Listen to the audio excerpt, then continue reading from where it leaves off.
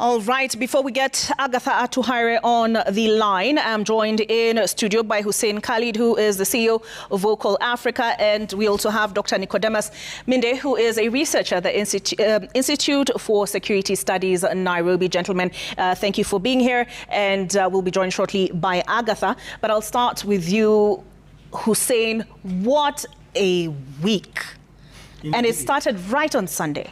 Indeed, what a week. Started on Sunday with Martha Karua and other members of the LSK being detained for a couple of hours before they were deported, and then Sunday night we traveled. Myself, the former CJ Willie Mutunga, and Hanifa. Again, we were stopped at the airport, passports taken to the interrogation room, detained there for hours before we were sent back. And while we were there, we kept being told that Boniface will be joining us so that we can go back to Kenya together. But by the time we left, he was nowhere to be seen. And then, of course, 4 days later, he's brought back, or he comes back, badly, severely tortured, wounded, in and out of theater as we speak. But we pray that he's well. And then the day after, of course, our sister Agatha is also dropped at the border. Same. Severely wounded after the torture experience in Tanzania. But we pray that justice be done. All right. Dr. Minde, I'll ask you to come in at this point. Is this something you expected could happen in this day and age?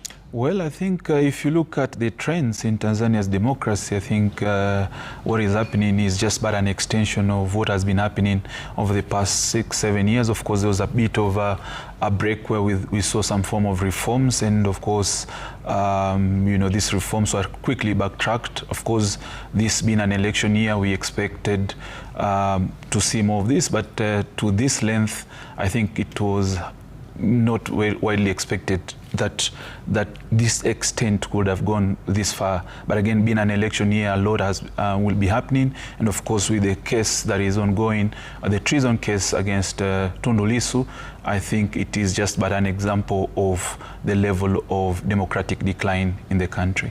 All right, so we'll take a break, but we'll pick this conversation up on the other side, where we'll be joined by Agatha as well from Kampala, Uganda.